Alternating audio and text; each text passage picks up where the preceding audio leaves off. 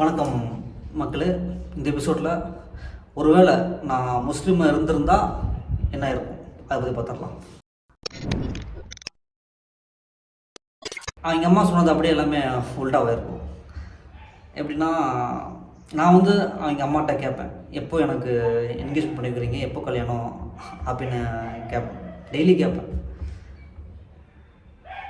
ஆனால் நான் முஸ்லீமாக இருந்திருந்தால் அவங்க அம்மா என்கிட்ட கேட்டிருப்பாங்க, எப்போ என்கேஜ்மெண்ட் வச்சுக்கலாம், எப்போ கல்யாணம் வச்சுக்கலாம், அது கேட்பாங்க.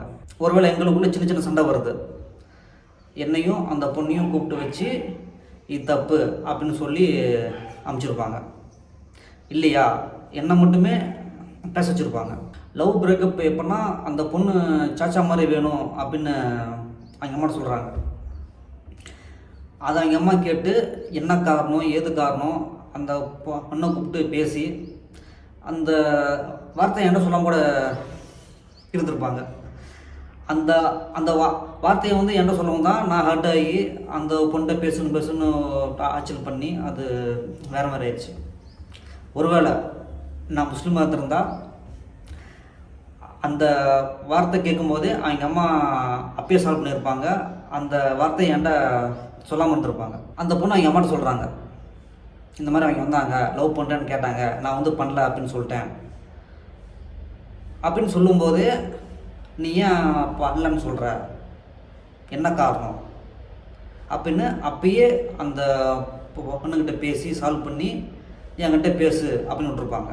இது சிம்பிள் தான். என்னையும் அந்த பொண்ணையும் ஒரு 5 நிமிஷம் பேச வச்சுருந்தாலே அப்பயே எல்லாமே சால்வ் ஆகிருக்கும். ஆனால் அதை பண்ணல. சண்டையை பெருசாக்கி என்ன சொன்னமோ சொல்லி அது இன்னும் கொஞ்சம் சண்டை டெவலப் ஆகி அந்த பொண்ணு என்ன வேணும்னு சொல்ல, நான் வேணும்னு சொல்ல, எல்லாம் மாறிடுச்சு. எப்போ அந்த பொண்ணு என்னை லவ் பண்ணல அப்படின்னு சொன்னிச்சோ அப்போயும் அவங்க அம்மா ஏதோ ஒரு ட்ராமா பண்ணி ஏதோ ஒரு சூசைட் மாதிரி ட்ராமா பண்ணி அந்த பொண்ணை என் கூட சேர்த்து வச்சுருப்பாங்க. அந்த ஒரு வார்த்தை அவங்க அம்மா சொல்கிறாங்க. நான் அன்றைக்கி அந்த வார்த்தையை சொல்லவும் தான் நீ அவனை லவ் பண்ணலையா, அதை நான் சும்மா சொன்னேன், அது உனக்கே தெரியும், நான் சும்மா தான் சொன்னேன், ஏதோ ஒரு கோபத்தில் சொல்லிட்டேன், அதை நீ சீரியஸாக எடுத்துக்காத அப்படிங்கிறாங்க. அதுக்கு அந்த பொண்ணு மண்டை ஆட்டு காட்டுக்கிறாங்க. அப்போ அவங்க அம்மா கேட்டாங்க, நீ எப்போ சந்தேகப்படுற அப்படின்ட்டு. இப்போ அந்த பொண்ணுகிட்ட கேட்குறாங்க, நீ ஏன் சந்தேகப்படுற மாதிரி நடக்கிற, ஆம்பளைங்களாம் அப்படி தான். அவங்க அம்மா என்கிட்ட கூப்பிட்டு சொல்கிறாங்க, சர்மா நீ ஒன்றும் ஃபீல் பண்ணாத, என் பொண்ணு அந்த பையனை டைம் பாஸ் தான் லவ் பண்ணுது, சீரியஸெல்லாம் லவ் பண்ணல அப்படிங்கிறாங்க. ஆனால் டைம் பாஸுக்கு ஏண்டி லவ் பண்ணுற அப்படின்னு அந்த பொண்ணை கேட்கல. இவங்களே லவ்வை பிரிச்சுட்டு இவங்களே சேர்த்து வைக்க ட்ரை பண்ணிட்டுக்கிறாங்க. அப்போ அவங்க அம்மா ஏன் எஃபெக்ட் போடல அப்படின்னா, அவங்க அம்மாவோட பார்வையில் நான் ஒரு ஹிந்து, ஆனால் இப்போ முஸ்லீமாக மதம் மாறப்போகிற ஒரு ஹிந்து. நான் அவங்களை எப்படி வீட்டோடு காலி பண்ணலாம் அப்படின்னு பிளான் போட்டிருந்தா, அவங்க அம்மா எங்கள் 2 பேர்த்தையும் சேர்க்கறதுக்கு பிளான் போடுறாங்க. அதான் வெளியே போகலாம், தனியாக பேச விடுறது, இந்த மாதிரிலாம் பண்ண இப்போ தான் அவங்க அம்மா எனக்கு ரொம்ப கோபம் வருது. ஏன்னா கிட்டத்தட்ட நான் ஒரு 6 மாதமாக கேட்குறேன், என்னை பேச வைங்க. ஏன்னா கடைசி ஒரு மாதம் தான் அவங்க அம்மாட்ட ஒரு காலில் விழாத குறையாக கெஞ்சறேன் நான்.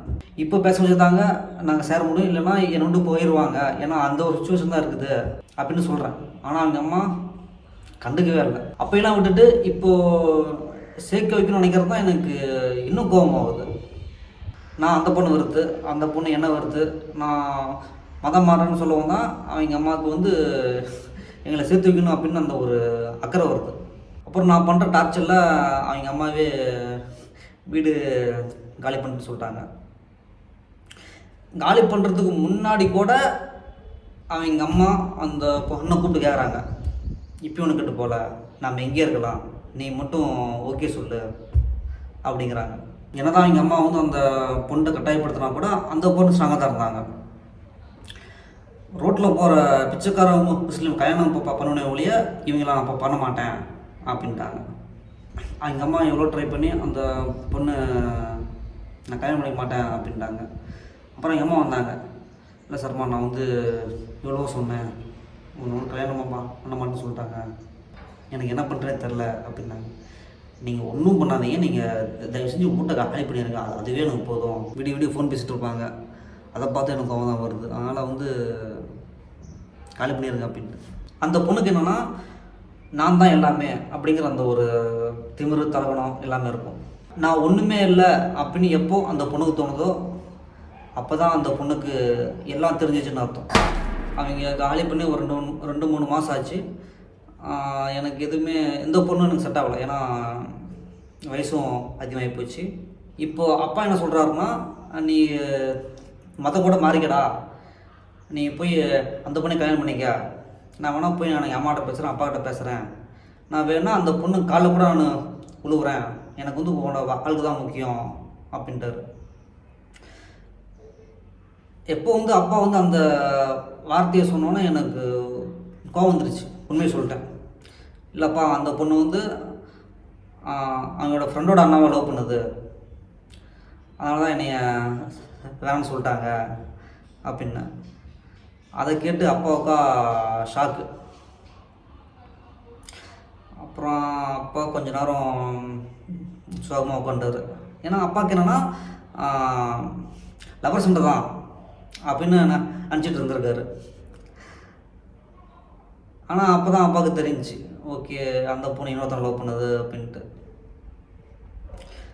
அதை கேட்டு அப்பா வந்து வார்த்தைகள், அந்த பொண்ணை அசிசியமாக திட்ட, கேவலமாக திட்ட, சாபம் விட. இதில் நல்ல விஷயம் என்னென்னா, அந்த பொண்ணு என்ன சொல்லிட்டாங்க, நான் இன்னொருத்தன் லவ் பண்ணுறேன் அப்படின்னு. நல்ல சொன்னாங்க. அப்படி சொல்ல அப்படின்ட்டா நானும் அப்பா மாதிரி தான், இது வெறும் லவர் சண்டை தான், இப்போல்லாம் எப்போயாச்சும் சேருவோம், கல்யாணம் பண்ணிப்போம் அப்படின்னு அவங்களுக்காகவே வெயிட் பண்ணியிருப்பேன்.